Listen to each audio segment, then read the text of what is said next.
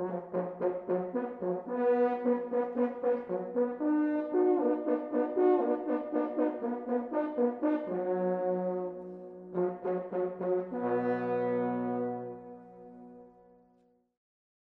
som si zachoval ešte aj ten taký úplne by som praktický status. To znamená, že stále robím ešte poľovníckeho hospodára, napriek tomu, že toho času naozaj nie je nazvyš.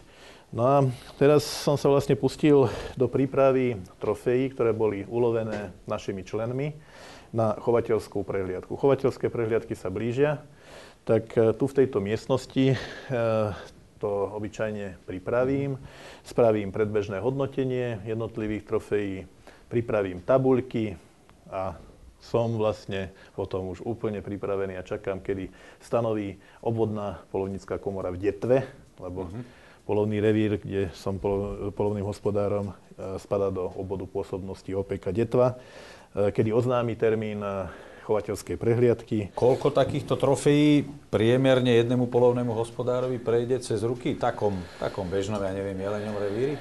Tak samozrejme to záleží jednak od bonity toho poľovného revíru a samozrejme od jeho výmery, ale konkrétne v poľovnom revíri, kde som poľovným hospodárom ja, tak ročne lovíme 8 srncov, zhruba 8 muflónov a 8 jeleňov, plus ešte 4 dospelých kancov diviakov.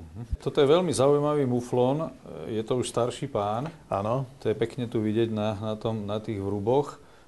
Akú asi bodovú hodnotu odhaduješ? No, odhadujem, že môže mať okolo 198 do 200 bodov. Bude to pravdepodobne možno silné striebro, ale tých 205, čo je minimálna hodnota na udelenie zlatej medaily, to nebude. Nemá proste také dĺžky a nemá také vynutie. Čo konkrétne robí body u muflóna? Čo sa boduje a čo je dôležité u takéto muflónnej trofeje? U muflóna je v podstate sa meria dĺžka a samozrejme, že meria sa obvod v prvej tretine, teda najväčší obvod na začiatku prvej tretiny dĺžky, na začiatku druhej tretiny a na začiatku tretej tretiny. To sú tie základné miery. Potom sa samozrejme meria ešte rozpätie a sledujú sa niektoré zaujímavé parametre.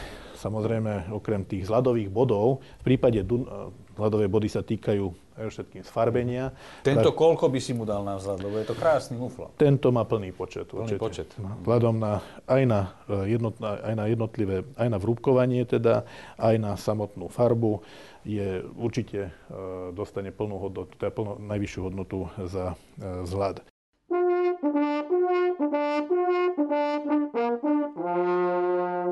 Ja som celý život chovateľom len farbiarov, teda veľmi mi toto plemeno bavorského farbiara prirástlo k srdcu. Táto dáma sa volá Hany. Hanina, poď sem pekne. Poď sem. Hany. Čo sa jašíš? Tuto máš gazdu. To je také typické pre farbiare, že oni sú veľmi spoločenské. No a ona je ešte mladá, tak je aj trošku hravá. Musím o nej prezradiť, že je hyperaktívna. To je niečo veľmi zaujímavý pohľad, keď ju pustím na dvor, alebo do záhrady, alebo keď ju zoberiem so sebou do prírody, tak trvá to minimálne dobrú hodinu, kým sa ako tak ukludní. Ale chodí so mnou veľmi rada. Každý poľovník nech je sebelepším praktikom, nech je sebelepším strelcom. Vždy sa v tých zložitých podmienkach toho našho chrámu prírody stanú určité nepredvídateľné udalosti a napriek tomu, že sa tomu každý chce maximálne vyhnúť, ale stávajú sa prípady, že sú postrielané niektoré jedince a bolo by absolútne nezodpovedné, keby poľovníci takéhoto jedince nechali v podstate trápiť sa, možno aj niekoľko, nielen hodín, ale dní so svojím poranením. Práve na to sú vyšľachtené tieto farbiare, že v prípade, ak poľovník po zásahu teda nenájde tú zver zhasnutú v rámci nejakého koridoru pár desiatok metrov, tak vtedy dávame na stopu takéhoto psíka, ktorý spoľahlivo ten poranený kus dohľadá, signalizujú jej polohu a poľovník má šancu veľmi rýchlo teda vykonať ten tzv. Dostrel, aby sa tá zver netrápila.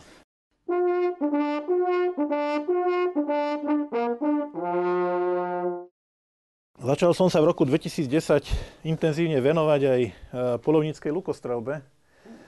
Tak v súčasnosti predmet poľovnícka lukostrelba už aj externe lektorujem na Technickej univerzite, na Lesníckej fakulte. Je to, myslím si, že veľmi zaujímavá disciplína. Toto je jeden veľmi výkonný poľovnícky kladkový luk. Neviem, či môžem povedať značku, ale reklamu robiť nechcem. Samozrejme, že mám tu v podstate aj k tejto oblasti mojich aktivít komplexné vybavenie. Tu je možné, podrž mi to, tu je možné vidieť v podstate šípy, ktoré sa používajú na loveckú lukostrelbu. Sú to špeciálne karbonové šípy so špeciálnymi loveckými hrotmi. Samozrejme, že ak by sme chceli o poľovníckej lukostrelbe hovoriť trošku obšírnejšie, tak to by nám zabralo určite ešte aj reláciu, teda ďalšiu reláciu, časový priestor ďalšej relácie.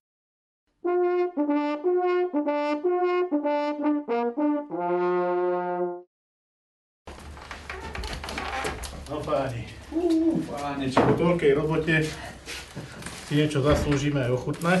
Tu som vám doniesol na ochutnávku, máme tu salámu z Daniela, máme tu klobásku samozrejme teda v príslušnom pomere s bravčovinou, z jelenia, máme tu z muflóna a máme tu klobásku to som zvedavý. Gazdovskú. To som zvedavý.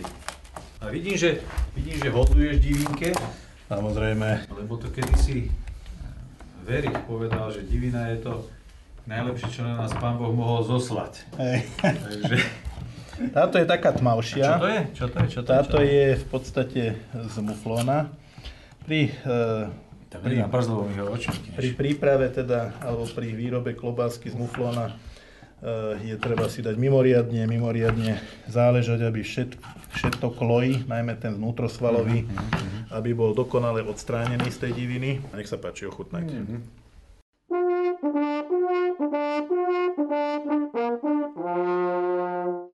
O čom to poľovníctvo vlastne je, aké sú jeho hlavné ciele, akým spôsobom je realizované a aké prináša výsledky. A dôležité je to, že tie výsledky prináša dlhé obdobie a povedal by som v trvalo udržateľnom trende. Nikto nemôže tvrdiť, že poľovníci zver zabíjajú, pretože keby to tak bolo, tak už dávno nemáme ani jeden kus jelenia, ani srnca, ani diviaka na Slovensku. Opak je pravdou. Tie stavy sa nám neustále zvyšujú. V niektorých druhoch, a zase sa vrátim k tej diviačej zveri, je to až alarmujúce. Keď za posledných 10 rokov sme zvýšili odstrel diviačej zveri koeficientom 2,5, čiže 2,5 násobne, a napriek tomu ešte stále sa nám kmeňové stavy zvyšujú a zvyšujú. A dôsledkom čoho je v podstate migrácia tej diviačej zveri do tých oblastí schovov malej zveri a spôsobovanie čoraz vyšších a väčších škôd.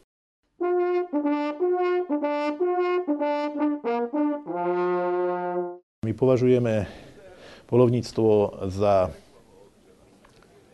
kultúrne a prírodné dedičstvo slovenského národa. Som si vedomý toho, že tých rizík a problémov, ktoré ohrozujú, ja by som povedal, stabilitu slovenského poľovníctva je príliš veľa. Preto som úplne z vlastnej iniciatívy na prelome rokov 2015-2016 spravil jeden taký tzv. Príhovor prezidenta, kde som vo veľmi komprimovanej forme, predpokladám, že to má nejaké 4 strany A4, teda v komprimovanej forme som predstavil širokej poľovníckej verejnosti tie základné aspekty, ktoré ovplyvňujú našu stabilitu a naše, by som povedal, či už pozitívne výhliadky alebo rizika v budúcnosti. Tento list, alebo tento príhovor som sformuloval do jedného listu, ktorý plánujeme zverejniť na webe Slovenskej poľovníckej komory. No a samozrejme, že urobil som to preto, Nie, že by som nedôveroval voleným funkcionárom kolektívnych orgánov, pretože tí v podstate k týmto informáciám sa dostávajú či už na snemoch alebo na zasadnutiach vrcholových orgánov Národnej poľnohospodárskej samosprávy. Nie, že by som im nedôveroval, že nepodajú tie informácie ďalej. Ale som presvedčený, že niektoré z tých problémov, ktoré naznačujem v tomto príhovore, sú tak závažné, že je nevyhnutné, aby sa dostali priamo k držiteľom poľovných lístkov, priamo k užívateľom poľovných revírov a nech si každý vytvorí vlastný názor, či tá Národná poľovnícka samospráva robí dosť pre svojich členov, alebo či v niektorých oblastiach zanedbáva svoje povinnosti. A keď je tomu tak nech sa páči. A tým pádom, že to bude zavesené na webe Slovenskej poľnohospodárskej komory, každý bude mať priestor na to reagovať a ja budem vďačný za každú reakciu. Bez komunikácie s členskou základňou a bez úplne otvoreného riešenia naznačených problémov, respektíve problémov, ktoré prináša jednoducho čas. Pretože tá situácia ešte aj pred 5 rokmi, keď sa tvoril nový zákon, bola úplne iná, aká je teraz. To znamená, sme v neustálom pohybe, musíme neustále medzi sebou komunikovať a musíme sa snažiť v podstate prispôsobovať tie naše možnosti požiadavkám. A som presvedčený o tom, že jedine tak je možné, tak by som povedal, silnú a tak početnú komunitu, ako je komunita slovenských poľovníkov. Však je nás 60 000 držiteľov poľovných lístkov pre Boha. Jedine tak je možné zabezpečiť akú takú jednotu, spolupatričnosť, vzájomnú dôveru a v tom prípade, ak toto zabezpečíme, tak aj Národná poľovnícka samospráva má svoju budúcnosť.